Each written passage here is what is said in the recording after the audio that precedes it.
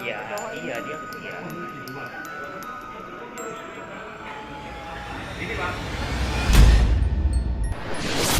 Sebelum kisah ini dimulai, ada satu hal yang harus kamu lakukan. Tombol subscribe. Aku akan menghitung sampai 3. 1, 2.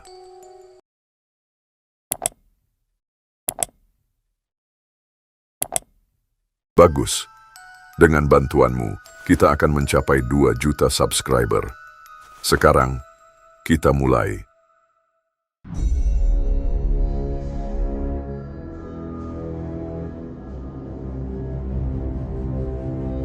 Polda Metro Jaya memamerkan sejumlah barang bukti yang dikumpulkan selama proses penyelidikan kematian Arya Daru Pangayunan alias ADP. Seorang diplomat muda Kementerian Luar Negeri yang ditemukan tewas dengan kepala terlilit lakban kuning. Dari barang bukti yang ditampilkan, ada hal yang mengejutkan. Selain adanya satu bundel lakban kuning, adanya barang bukti berupa alat kontrasepsi atau kondom berserta lengkap dengan pelumas. Selain itu, ada juga celana biru, laptop, koper merah, satu gelas kaca, satu kantong plastik kresek bening. Lalu seperti apa pegawai toko yang memperlihatkan kepada tim ganjil misteri pintu toko yang terhubung langsung dengan area kos-kosan dengan akses sidik jari, hingga tanggapan ketua RW dan warga sekitar terkait sosok Arya Daru? Untuk kejadiannya, ini ada di sini pintunya. Dan ini harus pakai akses ya, maksudnya jadi nggak sembarang orang bisa masuk ke sini. Apalagi saya toko vape itu nggak ada akses sama sekali buat masuk ke dalam situ. Kalau sama toko, satu bangunan cuma untuk pintunya di masing-masing. Nggak nembus. Kalau untuk kejadiannya, saya tahu paling dari media sosial aja, karena saya juga di vape ini saya masih baru dan saya lebih lama di Pejaten, jadi per hari ini saya baru banget jaga di sini karena backup teman saya yang lagi libur. Untuk kosannya itu ada di belakang saya, ini pintu masuknya. Untuk informasi itu ya benar, CCTV kita diambil oleh pihak polisi untuk barang bukti atau keterangan yang lebih lah gitu. Mungkin karena di sini biasanya juga sepi sunyi suasananya ya, jadi kebanyakan tuh yang ngekos di sini juga mungkin pekerja, jadi kita ketemu cuma malam gitu. Saya juga jujur belum pernah ketemu sama warga sini ya, belum ketemu sama penghuni-penghuni sini ya. Ya pasti tragis, karena kita siapa sih yang nggak kaget dengan kondisi korban terlilit lakban kayak gitu. Kan baru sekali ini saya lihat yang umum-umum aja deh ya. Kalau orang bunuh diri kan biasanya minum racun, senjata tajam, atau dengan cara yang cepat. Kalau ini kan aneh. Semoga dari pihak kepolisian terungkap kebenarannya sampai terjadi seperti itu korban. Kenapa? Pertanyaannya kenapa dan siapa? Miris sekali. Dan untuk keluarganya saya ikut berbela-sungkawa. Setelah saya datang ke lokasi, di sana ternyata sudah dari Polsek sudah ada di sana. Dia lebih cepat bergerak di sana untuk memantau kejadian yang sebenarnya. Saat saya ke sana juga mayat sudah pintu kamar si korban sudah terbuka. Kalau ketemu dan bertatap langsung saya nggak pernah, tapi saya tahu kalau itu penghuni kosan di sana. Beliau kelihatannya sih pendiam ya. Saya tanya dari sekitar situ yang pedagang nasi uduk juga bilangnya dia orangnya pendiam gitu. Nggak banyak ngomong. Kalau saya lihat fakta atas kematian beliau, itu sulit ya untuk saya jelaskan karena unsur dari Polda, dari Polsek dan semua yang berwajib juga masih mencari kebenaran atas kematian almarhum. Saya ketemu penjaga kosan itu sampai saat ini belum ketemu karena yang melaporkan saat itu kan security ke tempat saya. Jadi setelah kejadian saya nggak pernah ketemu lagi sama penjaga kosnya. Jadi belum sempat menanyakan. Belum sempat. Terakhir saat kejadian saya datang ke sana, beliau sibuk diwawancara juga sama Polsek, Polda sama Polres juga. Nggak ada di situ, sepi-sepi aja karena kan di depan ada penjual vape ya. Jadi kadang juga di situ nggak terlalu ramai juga, wilayah kita di situ terkesan memang rapi dan sepi. Makanya itu rapi benar kematiannya, yang jadi pertanyaan. Memang posisinya di lakban saat saya lihat. Dia sih orangnya kayaknya biasa-biasa aja ya. Saya juga nggak tahu dia kerjanya apa. Cuman kalau sore itu sering bawa laundryan aja. Cuman itu doang.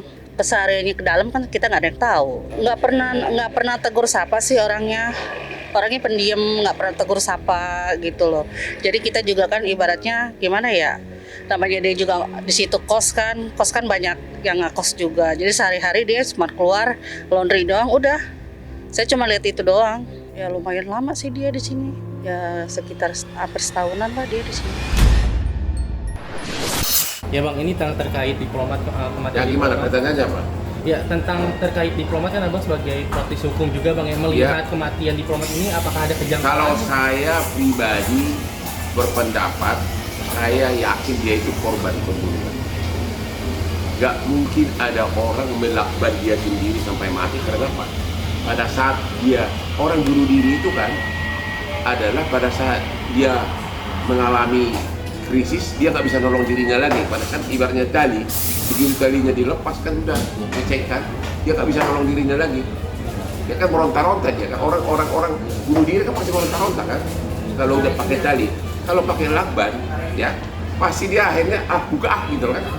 Jadi saya nggak yakin itu adalah korban bunuh diri. Itu saya yakin secara naluri dan juga secara insting saya.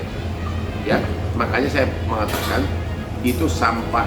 Ya, kalau orang mau bunuh diri, nggak ada orang beres-beres kamar sampai buang sampah sebelum dia bunuh diri. Kan dia buang sampah kan 1-2 jam sebelum dia bunuh diri. Orang kalau mau bunuh diri pasti lepas stres di kamar kan, ya kan? Ya, kok dia tenang santainya membuang sampah? Makanya saya udah bilang kemarin itu di Outlook agar sampah itu diperiksa isinya apa. Bahkan dari Abang sendiri bilang kalau ini bukan korban Analisa praduga saya. Betul. Tapi apakah saat di lakban itu korban itu apakah sudah meninggal atau? Mana gua tahu. Kalau dari analisa Abang sendiri gimana? Karena pagi dari Abang sendiri bilangnya. Begini loh, kalau itu bunuh diri, ya kan dia lakban sendiri kan, ya rapi banget, ya pasti dia waktu ngelakban nggak bisa napas dong, mana mungkin serapi itu, ya kan, kita kan cuma paling kuat bisa nahan kan 1 menit, ya kalau dia waktu lakban, ya mana mungkin ada orang sambil lakban sambil nahan napas sambil menderita, ya itu rapi banget lakbannya itu, jadi pasti saya yakin itu korban pembunuhan. Bang, ini kan dari pihak kepolisian juga dari Polda sendiri kan masih belum rilis Bang, ya. Apalagi dia bilang bakalan dalam jangka seminggu. Tapi itu sudah lewat seminggu. Iya, sudah lewat dari seminggu. Ya. Apakah ini kalau dari Abang sendiri sebagai praktisi hukum, apakah ada hambatan itu seperti apa sih Bang sampai sekarang? Ya kita nggak tahu. Aku feeling ya bisa-bisa itu mereka juga menduga itu adalah korban, tapi mencari buktinya nggak ada, susah.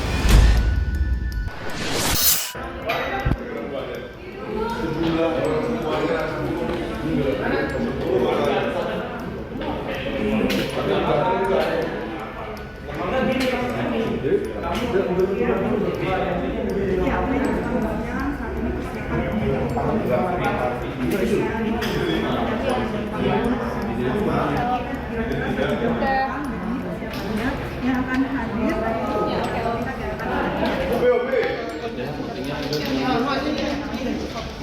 beda dulu dan juga dari pihak RSCM, RSPNCM karena hasil uji otopsi dari beberapa barang bukti yang bisa kita lihat saat ini seperti ada baju, perangkat elektronik, kemudian ada akses card untuk karya dari dan juga keranjang belanjanya atau tas belanjanya di lantai 12 rooftop Kemenlu seperti itu.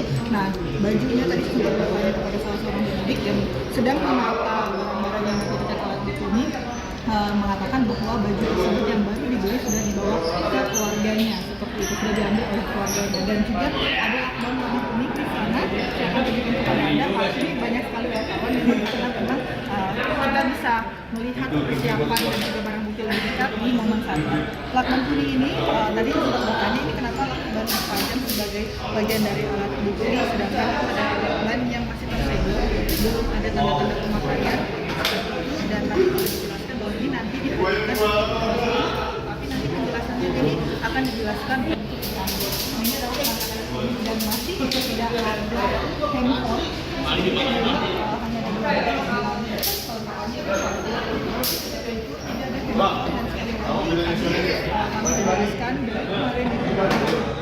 kemarin juga dijelaskan bahwa meskipun handphone milik Arya Daru belum ditemukan hingga sekarang, itu tidak menghambat proses penyidikan karena informasi terkoneksi dengan laptop atau perangkat device lainnya memiliki Arya Daru sehingga mereka bisa melakukan percakapan terakhir antara Arya Daru, rekan kerja dan juga dengan keluarganya seperti itu. Sedangkan di sini juga ada flash disk penyimpanan data. Ada kantong-kantong kecil yang kami tidak tahu. Ini nanti kami tanya juga ke penyidik seperti apa, kenapa ada kantong bubuk seperti ini yang ditemukan di kamar Arya Daru. Dan juga ini ada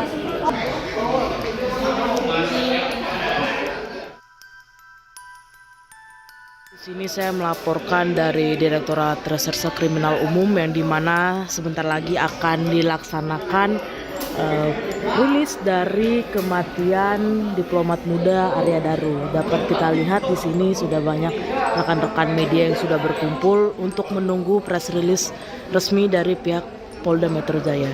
Dan dapat kita lihat juga di sini ada beberapa barang bukti seperti ada sebuah pakaian, kartu akses gerbang yang sudah diamankan oleh pihak kepolisian, dan juga ada ini yang menarik pemirsa cumi-cumi.com. Selama ini banyak netizen yang berspekulasi tentang apa yang dibuang oleh Arya Daru pada malam itu, dan ini adalah sampah yang dikumpulkan oleh pihak Polda Metro Jaya yang dimana saat malam itu terekam CCTV jelas kalau Arya Daru keluar kamar untuk membuang sampah, dan ini adalah barang buktinya yang dikumpulkan oleh pihak Polda Metro Jaya. Dan ini adalah lakban kuning, mungkin sebagai ilustrasi dari lakban yang dipakai oleh almarhum untuk kasusnya ini. Dan di sini juga ada satu merek DVR, dan ini lalu di sini ada satu buah unit laptop, dan sebelahnya adalah satu unit MacBook, dan ini adalah kartu akses kamar. Ini adalah USB yang ditemukan pihak Polda Metro Jaya mungkin di dalam tasnya almarhum. Dan ini adalah plastik-plastik kecil yang tidak diketahui apa isinya juga pemirsa. Dan ini adalah handphone dari Arya Daru yang dimana mungkin ini adalah handphone yang lain karena pihak Polda juga belum menemukan handphone Arya Daru yang hilang itu juga pemirsa.